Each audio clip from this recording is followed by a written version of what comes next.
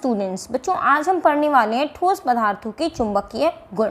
ठीक है, पार्ट जो 18 तक था वहाँ हमने पढ़ लिया है। अब है पार्ट 19 ठोस पदार्थों के चुंबकीय गुण के बारे में आज हम पढ़ेंगे। जैसा कि बच्चों आप स्क्रीन पे देख पा रहे हैं, लेसन 1 हम पढ़ ही रहे हैं अपना सॉलिड स्टेट क्लास 12 केमिस्ट्री का एनसीईआरटी के अकॉर्डिंग। एनसीईआरटी कह लो या आरबीएससी कह लो बच्चों, एक ही बात है।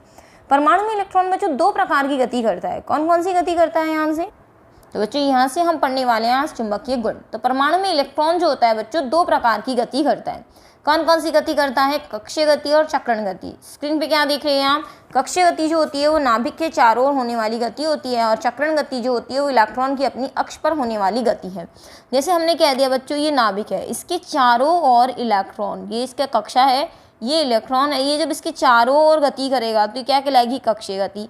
लेकिन जब इलेक्ट्रॉन जो है वो मान लीजिए इलेक्ट्रॉन है, ये अपनी ही अक्ष पर इस तरह से गति करता है, ठीक है, तो इसको हम क्या कहते हैं? चक्रण गति। जैसा हमने धरती के बारे में हम जानते हैं, धरती सूरज के चारों ओर चक्कर लगाती है, तो एक तो धरती घूमती है सूर्य के चारों ओर, तो वो तो कहलाती है उसकी कक्षीय गति। लेकिन जब धरती अपनी अक्ष पर घूमती है जिससे दिन और रात बनते हैं, तो वो कहलाती है अपनी चक्रण गति। तो ये इलेक्ट्रॉन अपनी अक्ष पे भी घूमता है और इसके चारों तरफ भी घूमता है। तो अपनी अक्ष पे घूमता हुआ इलेक्ट्रॉन इस प्रकार से चारों ओर घूमता है। आई थिंक आपको समझ में आ गया होगा कि मैडम क्या बताने की कोशिश कर रही हैं। देखो ये अपनी अक्ष पे घूम रहा है और इसके चारों तरफ भी घूम रहा है, ये घूम रहा है ना ऐसे, ये देखिए इस तरह से घूमेगा ये। ओके स्टूडेंट्स, चलिए अब बात करते हैं आगे की यहाँ से कि इन दोनों गतियों से बच्चों क्या उत्पन्न होता है? चुंबकीय आघूर्ण उत्पन्न होता है। और जिसे हम क्या कहते हैं? अगर कक्षीय से होता है तो कक्षीय चुंबकीय आघूर्ण और चक्रण गति से होता है तो चक्रण चुंबकीय आघूर्ण कहते हैं। देखिए स्टूडेंट्स, अब ये जो 2 गति है हमने आपको बताई, कक्षीय और नाभिकीय गति। तो कक्षीय गति से तो कक्षीय चुंबकीय आघूर्ण और चक्रण से क्या उत्पन्न होगा? चक्रण चुंबकीय आघूर्ण। तो कुल चुंबकीय आघूर्ण को हम किससे रिप्रेजेंट कर रहे हैं? म्यू से। तो अब आप इन दोनों को जोड़ दीजिए, mu L plus mu S. ठीक है, अब यहाँ पर मैं आपको बता दूँ म्यू एल जो होता है ये बहुत कम होता है, mu L is less than mu S. मतलब जो अपने पास ये वाला है चक्रण चुंबकीय आघूर्ण है, चक्रण चुंबकीय आघूर्ण अधिक होता है, इसीलिए पूरा की पूरा चुंबकीय आघूर्ण किस पे डिपेंड करता है? चुंबकीय आघूर्ण डिपेंड करता है चक्रण चुंबकीय आघूर्ण पे। एक बच्चों हम आपको बता दें, चुंबकीय आघूर्ण निकालने का जो सूत्र है वो अच्छे से याद कर लीजिएगा, जो आपके लिए बहुत ज़्यादा इंपॉर्टेंट है, n+2। और जहाँ n की वैल्यू क्या है अपने पास? ये वाला अपने पास सूत्र है बच्चों। और अपने पास n की वैल्यू कितनी है? n का मतलब क्या है? n बराबर है युग्मित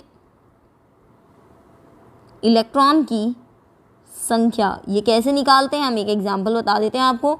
जैसे आपसे कहा जाए कि टाइटेनियम +2 में बताइए कितना चुंबकीय आघूर्ण होगा, तो सबसे पहले टाइटेनियम का लेके ये होता है 22, तो ये हो गया इसका इलेक्ट्रॉनिक विन्यास आर्गन 3d2 4s2। ठीक है, Ti+2 का मतलब क्या हो गया बच्चों? 4s के 2 इलेक्ट्रॉन निकल गए, तो इसके अंदर अयुग्मित इलेक्ट्रॉन कितने आ गए आपको कैसे पता चलेगा? आप भर के देखिए, 1 2। मान लीजिए किसी का आता है आपका विन्यास 3d6, तो 6 अयुग्मित इलेक्ट्रॉन नहीं होते, आप उसके अंदर भर के देखते 1 2 3 4 5 और ये 6, कितने बचते बच्चों?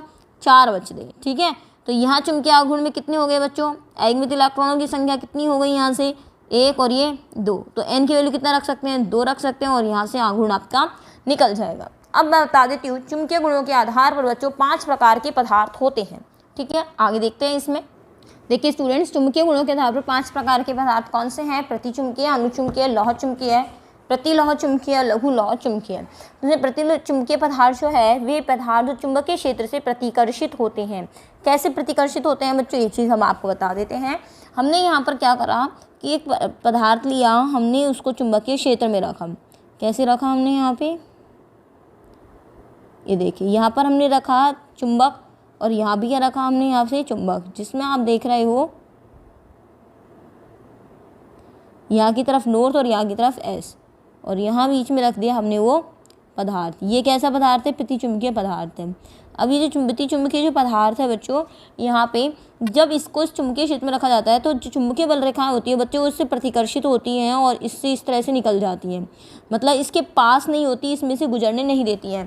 तो ये चुंबकीय क्षेत्र की तीव्रता क्या कर देते हैं? कम कर देते हैं, तथा अपने में से चुंबकीय बल रेखाओं को गुजरने नहीं देते हैं। और इसमें स्थिति कैसे हो जाती है बच्चों? कुछ इस तरह से हो जाती है। ठीक है ना, तो यहाँ से चुंबकीय बल रेखाएं जो होती हैं वो इससे आकर्षित नहीं होके क्या होती हैं बच्चों? प्रतिकर्षित हो जाती हैं। तो ये यहाँ पर आपको चीज़ समझ आ गई होगी कि हम कैसे बात कर रहे हैं यहाँ से। ठीक है ना, अब आगे की बात हम करते हैं कि इसके अंदर युग्मित इलेक्ट्रॉन होते हैं। पहचानें कैसे इसको, क्योंकि इसमें सारे इलेक्ट्रॉन कैसे होते हैं बच्चों, पेयर्ड होते हैं। कैसे होते हैं, पेयर्ड। अब ये देखिए यहाँ से हमने जो इलेक्ट्रॉन लिए ये दोनों कैसे हैं, पेयर्ड है। अब ये जो पहला इलेक्ट्रॉन है ये वाला, तो इसकी दिशा कैसी होगी बच्चों, इसकी दिशा मान लीजिए क्लॉकवाइज है। कैसी है, क्लॉकवाइज है। तो दूसरे वाले की दिशा कैसी हो जाएगी बच्चों, एंटी क्लॉकवाइज हो जाएगी। यहाँ से जैसे ही कि क्लॉकवाइज होगी, दूसरे की एंटी क्लॉकवाइज होगी, तब उसके बाद यहाँ पर क्या होगा बच्चों, दोनों एक दूसरे के चुंबकीय आघूर्ण क्या कर देंगे, कैंसिल कर देंगे। तो कैंसिल, एक मतलब एक तो इस दिशा में घूम रहा है और दूसरा कौन सा घूम रहा है, ये इस दिशा में घूम रहा है। तो दोनों एक दूसरे के चुंबकीय आघूर्ण को निरस्त कर देते हैं, इसीलिए इनका परिणामी चुंबकीय आघूर्ण कैसा हो जाता है, शून्य हो जाता है। तो आप इसको ऐसे दिखा देंगे कि ये तो हो गया बच्चों कैसा, क्लॉकवाइज, है ना। और इसके दूसरा वाला जो कैसे हो जाएगा बच्चों, एंटी क्लॉकवाइज। इसलिए चुंबकीय आघूर्ण कैसा होगा बच्चों, यहाँ से शून्य हो जाएगा। इसमें आप बता सकते हो म्यू बराबर क्या रहता है, 0।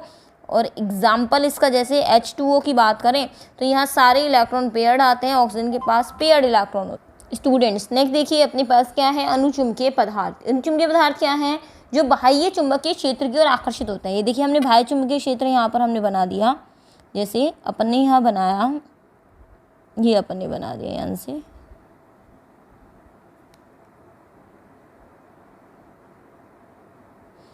ये एस रख दिया और ये एन रख दिया और यहाँ पर रख दिया हमने ये चुंबकीय पदार्थ, ठीक है ना। अब क्या होगा बच्चों यहाँ से, अब यहाँ से जो पदार्थ है अपना, ये जो अपने पास चुंबकीय पदार्थ है, यहाँ से अगर इनको चुंबकीय बल रेखा तो ये चुंबकीय क्षेत्र को आकर्षित करते हैं। और चुंबकीय बल रेखाएं जो होती है बच्चों, इसमें से इस तरह से आकर्षित होती है। देखो यहाँ से भी आकर्षित होगी, यूँ इस तरह से, मतलब इसकी ओर आकर्षित हो रही है। अगर ये अपने में से चुंबकीय क्षेत्र बल रेखाएं गुजरने देती हैं तो इसका मतलब क्या है, यहाँ से यह अपने में से चुंबकीय बल रेखाएं गुजरने दे रहा है, तो यानी चुंबकीय पदार्थ है। पहचान कैसे होती है, क्योंकि इसके अंदर क्या होते हैं, अयुग्मित इलेक्ट्रॉन होते हैं। जैसे अगर मैं कह दूं वही Ti+2, तो आप देखेंगे तो इसके अंदर 3D2 होता है और इसके अंदर अयुग्मित इलेक्ट्रॉन होते हैं। तो अयुग्मित इलेक्ट्रॉन अगर प्रेजेंट होते हैं तो वह अणुचुंबकीय पदार्थ होता है, चाहे एक ही क्यों ना हो। अगर मैं आपसे जिंक की कहूँ तो यह प्रतिचुंबकीय है, क्योंकि इसमें एक भी अयुग्मित इलेक्ट्रॉन नहीं है। लेकिन मैं कॉपर की कहूँ तो यह चुंबकीय पदार्थ है, अणुचुंबकीय पदार्थ है, क्योंकि इसका विन्यास 3D10 होता है। तो एक भी अयुग्मित इलेक्ट्रॉन अगर इसे मिल जाए तो यह अणुचुंबकीय पदार्थ होता है। और इसमें हम बता दें कि प्रत्येक परमाणु और अणु का एक निश्चित चुंबकीय आघूर्ण होता है, इसलिए इन्हें परमाणु या आणविक चुंबक भी कहते हैं। दूसरी बात यहाँ पर होता क्या है बच्चों, एक चीज़ और हम बता देते हैं कि चुंबकीय क्षेत्र लगाने पर आखिर होता क्या है और चुंबकीय क्षेत्र हटाने पर क्या होता है। हमने कह दिया कि बहुत सारे पदार्थ हैं। एक सेकंड, यहाँ कलर चेंज कर लेते हैं बच्चों, ये वाला ले लेते हैं अपन। जैसे ये वाले पदार्थ है अपने पास 1 2 3, है ना, ये इस तरह से पड़े हुए हैं यहाँ पर। अब यहाँ पर ये चुंबकीय क्षेत्र नहीं है इसका मान लीजिए चुंबकीय आघूर्ण इस दिशा में है, इसका इस दिशा में है, इसका इस दिशा में है। तो आप देख रहे हो कि चुंबकीय आघूर्ण की जो दिशा है वो यहाँ पर क्या है, बेतरतीब है। किसी भी दिशा में चुंबकीय आघूर्ण है। तो ये म्यू बराबर इस कंडीशन में क्या है, 0 है। ये इसको हम कब कह सकते हैं, ये कंडीशन कही जा सकती है बच्चों चुंबकीय क्षेत्र की अनुपस्थिति में। तो हम यहाँ लिख सकते हैं बच्चों, चुंबकीय क्षेत्र की अनुपस्थिति में, ठीक है बच्चों। लेकिन जब यहाँ चुंबकीय क्षेत्र लगा दिया जाए तो स्थिति क्या होगी, यहाँ से वो देखते हैं आप। यहाँ पे ये रह दिया अपना नॉर्थ और ये हो गया बच्चों अपना साउथ, है ना। और ये हो गया अपना चुंबकीय पदार्थ, नहीं चुंबकीय पदार्थ नहीं, जैसे इसकी बात करी तो यहाँ पर चुंबकीय आघूर्ण इसका कैसा हो गया, एक डायरेक्शन में हो गया। मतलब एक ही डायरेक्शन हो गई कि नहीं हो गई, यहाँ पर मतलब डायरेक्शन यहाँ पर क्या हो गई, सभी की चुंबकीय आघूर्ण की एक जैसी हो गई। तो इन सभी का चुंबकीय आघूर्ण एक दिशा में हो गया। तो इस कंडीशन में μ=0 नहीं होगा, यहाँ चुंबकीय क्षेत्र की उपस्थिति है। लेकिन आप जैसे ही यहाँ से चुंबकीय क्षेत्र को हटा लेंगे तो स्थिति वापस से कैसी हो जाएगी, इसकी जैसी हो जाएगी। तो आपको एक समझ में आ गई बात कि यहाँ से चुंबकीय क्षेत्र अगर लगा रहता है बच्चों तो यहाँ पर स्थिति ये चलती है, लेकिन जैसे ही हटा लेते हैं तो इनका चुंबकीय आघूर्ण क्या हो जाता है, 0 हो जाता है। तो चुंबकीय क्षेत्र में तो ये चुंबक की जैसे व्यवहार करते हैं, लेकिन चुंबकीय क्षेत्र हटा लेने पर ये वापस से पहले जैसे हो जाते हैं। तो थोड़ा सा हमें लिख देते हैं कि चुंबकीय क्षेत्र की अनुपस्थिति में यहाँ पर चुंबकीय आघूर्ण 0 रहता है, लेकिन जैसे ही चुंबकीय क्षेत्र लगाया जाता है तो इन सभी का संरेखण हो जाता है और म्यू बराबर 0 नहीं होता है। देखिए स्टूडेंट्स, यहाँ पर ये जो अपने पास चुंबकीय जो ये दिखा रखे हैं हमने, इनको हम आणविक चुंबक भी कहते हैं। जैसा ऊपर लिखा हुआ है, इन पदार्थों में प्रत्येक परमाणु और अणु का निश्चित चुंबकीय आघूर्ण होता है, अतः इन्हें परमाणु या आणविक चुंबक कहते हैं। आप जानते हैं कि किसी पदार्थ में या तो परमाणु होंगे या फिर क्या होंगे, उसमें अणु होंगे, तो वहाँ पर वो सब एक चुंबक की जैसे भांति व्यवहार कर रहे हैं। जब चुंबक की भांति व्यवहार करने लगते हैं तो उसे हम आणविक चुंबक कहते हैं। तो आणविक चुंबक का अगर व्यवस्था अनियमित होती है तो 0 होगा, लेकिन जैसे चुंबकीय क्षेत्र लगाया जाता है तो कोई ना कोई चुंबकीय आघूर्ण होगा, तो 0 नहीं होगा। अब होगा अपना लौह चुंबकीय पदार्थ। आइए पढ़ते हैं। देखिए स्टूडेंट्स, क्या होता है इसके अंदर कि वे पदार्थ चुंबकीय क्षेत्र की और प्रबलता से आकर्षित होते हैं। जैसे कि आप देख रहे हो, चुंबकीय क्षेत्र से प्रबलता से आकर्षित हो रहे हैं, चुंबकत्व गुण अधिक होता है इनके अंदर बच्चों, और में एक इलेक्ट्रॉन भी होते हैं। इनमें खास बात क्या होती है वो जान लेते हैं हम। आणविक चुंबक एक समूह के रूप में होता है। समूह कैसा होता है, और समूह क्या बोला जा रहा है, डोमेन कहा जा रहा है। और आणविक चुंबकों की चुंबकीय आघूर्ण की दिशा समान होती है। अभी डोमेन समझ नहीं आएगा, डोमेन देखते हैं क्या चीज़ होती है। जैसे मान लीजिए हमने बच्चों यहाँ पर एक चित्र बनाया, ये बनाया हमने, है ना, यहाँ पर हमने समूह बनाने की कोशिश करी है। एक सेकंड स्टूडेंट्स, ये है अपने पास, ठीक है। ये यहाँ पर अपने पास चुंबकीय वो है, आणविक चुंबक है। ये आणविक चुंबक है हमारे पास। अब यहाँ पर देखिएगा आप, इन सब में इसका जो चुंबकीय आघूर्ण है बच्चों, ये देखिए यहाँ से, इसका इस दिशा में है, इसका इस दिशा में, इसका इस दिशा में, तो ये क्या हो गया, एक डोमेन। ऐसे ही इसका इस दिशा में है, इसका इस दिशा में, इसका एक दिशा में, लेकिन क्या हो गया, चुंबकीय डोमेन हो गया। ये भी क्या हो गए, डोमेन हो गए। लेकिन आप एक देख रहे हैं कि डोमेन में प्रत्येक की दिशा जो है ना बच्चों वो सेम है यहाँ पर सेम। ये स्थिति कब है, जब चुंबकीय क्षेत्र नहीं है। म्यू बराबर इस कंडीशन में 0 होगा, क्योंकि यहाँ पर जो स्थिति है वो यहाँ पर इसके विपरीत है, ऊपर जो स्थिति है वो नीचे के विपरीत है। तो चुंबकीय आघूर्ण जो है वो यहाँ इस स्थिति में क्या है, 0 है। लेकिन जैसे ही हमने क्या करा बच्चों, इसको रख दिया हमने चुंबकीय क्षेत्र में,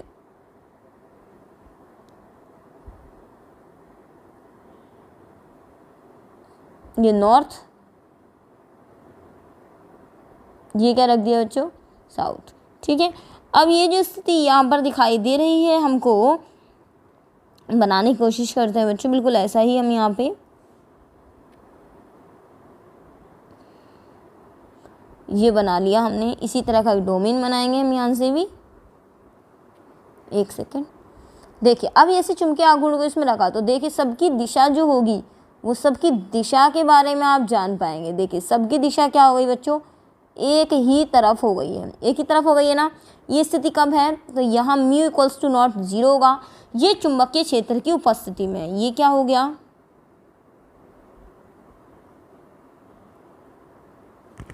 चुंबकीय क्षेत्र की उपस्थिति, और यहाँ क्या होगी बच्चों, चुंबकीय क्षेत्र की अनुपस्थिति होगी, ठीक है। अब इसके बाद की बात हम करते हैं कि अगर मान लीजिए यार चुंबकीय क्षेत्र यहाँ से हटा दिया जाए, चुंबक यहाँ से हटा दी जाए तो क्या फ़र्क पड़ेगा। चुंबकीय यहाँ से हटा दी जाए तो यहाँ पर ये चुंबकीय आघूर्ण एक तरह से पूरी तरह से नष्ट नहीं होता है।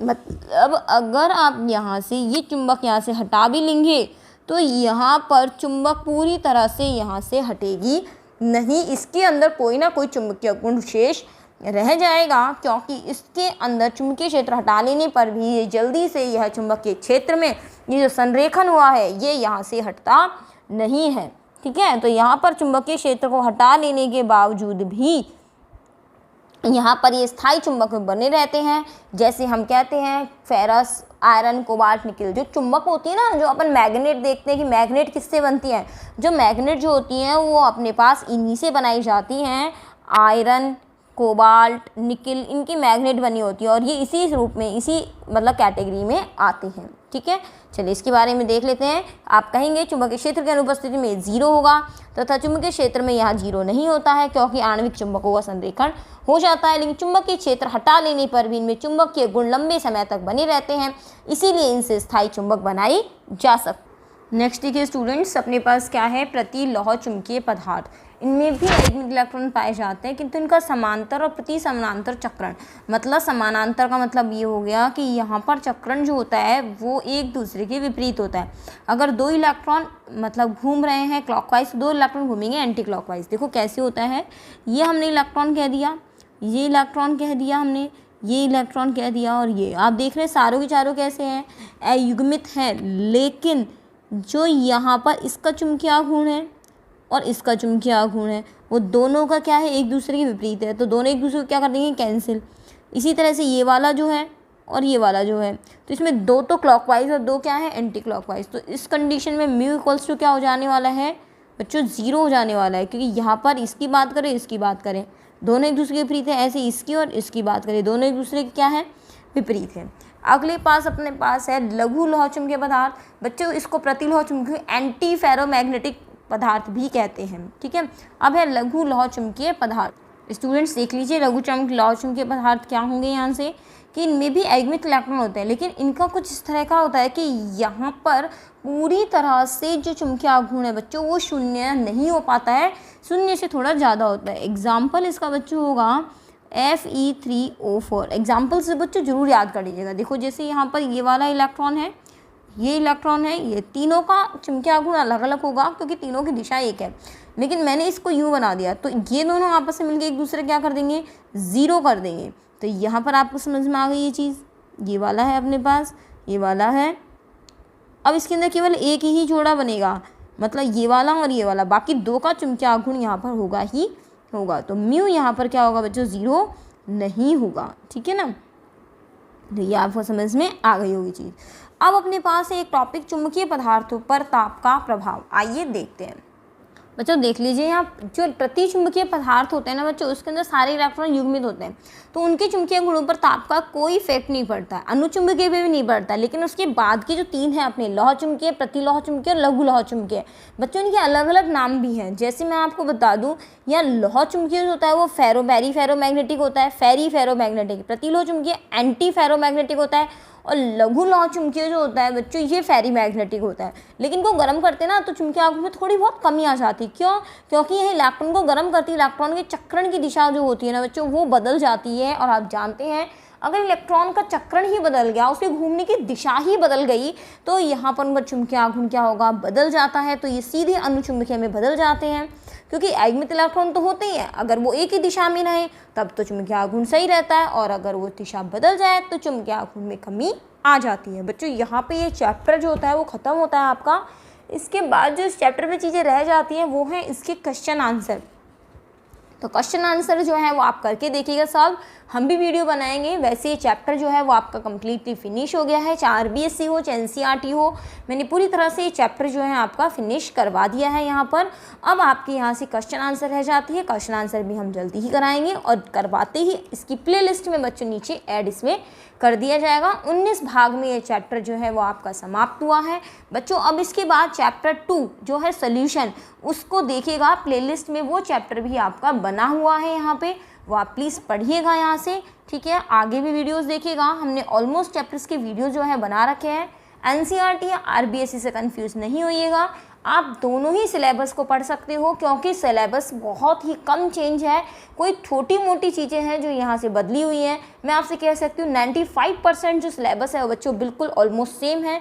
बस संख्या RBSC में 17 है, NCERT में 16 चैप्टर हैं, एक चैप्टर जो है वो NCERT में कम है। ओके स्टूडेंट्स, ठीक है स्टूडेंट्स, बाय बाय। बच्चों यहाँ से शेयर करिएगा बच्चों तक, आपको यहाँ से इजीली, आपको इजी लैंग्वेज के यहाँ से नोट्स मिल रहे हैं, इजी लैंग्वेज में आपको स्टडी मिल रही है। आप चाहें तो बच्चों यहाँ से इस तरह डायरेक्ट उतार सकते हैं, या फिर आप हमें टेलीग्राम ग्रुप में हमें ज्वाइन कर सकते हैं, बता सकते हैं कि वहाँ पर वैसे आप चाहें तो बच्चों डायरेक्ट आप वीडियो से ही उतार लेंगे तो बहुत ही अच्छी बात रहेगी, नहीं तो आप प्लीज़ हमें मैसेज करिए नीचे, क्योंकि नोट्स जो है बच्चों ये डिजिटल वाले जो नोट्स हैं ये पेड है यहाँ पर, ये वाले नोट्स अगर आप पेड नोट्स नहीं ले सकते हैं तो आप सीधे वीडियो से भी उतार सकते हैं। Okay students, bye bye.